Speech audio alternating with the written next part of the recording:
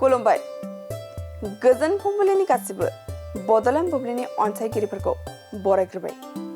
दिनै 22 जानुवारि समबारनि फानजामुथिखौ फरायथिनो लादों आं कमलि ब्रह्मआ।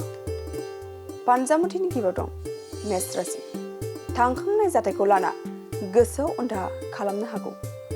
गोसोआव दुखु मोनखांबाय थागोन। बृष राशि। गोसोनि साननायफोरखौ मावफुंजोबनो हागौ। साना गाहामैनो थांगोन। मिथुन राशि। गोजान लामा दावबायैयानो मोजां जागोन। खैफोदाव गोनां सान जानो हागौ। कर्कट राशि। जेबो हाबा मावनो गोसो जानाय नङा। मोनसे जायगायावनो दिदोमै थानो गोसो जागोन। सिंह राशि। गोसोखौ उरां फारां मोननो हागौ। खामानि मावनो दांनो गोसो जानाय नङा। साना जेथो गोनां जागोन। कन्या राशि। खामानि दामानिफोरा माब्लाबाबो जोबनाय नङा। देहाखौ जोबोरैनो खस्थ' मोनखांगोन। तुला राशि। गोब्राब नाजानायनि गेजेरजोंब्लाबो जेननो गोनां जानो हागौ। गोसोआ असान्थि जानो हागौ। वृश्चिक राशि। माबा मोनसे खामानिनि थाखाय थांलाय फैलाय जानो गोनां जानो हागौ। जिरायनो सम गैयै जानो हागौ। धनु राशि। नाजानायनि गेजेरजों जै जानो हागौ। मोजां सान जागोन। मकर राशि।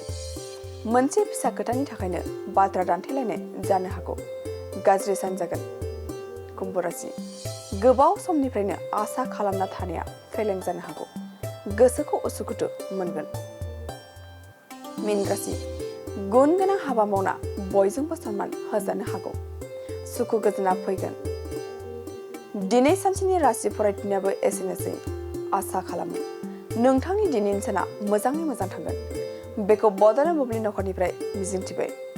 दानिया फैदो नोंथांनि फानजामुथिखौ बड'लेण्ड बुब्लिनि हेफाजाबजों मिथिना लानि। गोजोन्थों।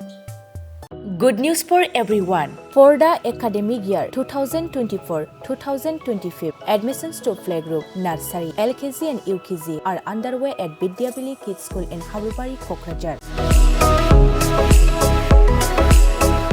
This Vidyavili Kids School has many facilities for students like smart class and daycare, indoor, outdoor game, art and craft workshop, playful learning, environment and dance room, modern teaching aids, audio visual room, good teachers, student one-on-one training on one language and speech development, experienced teachers, green knowledge. Why are you waiting for the admission? Call 6900 304050 for more details.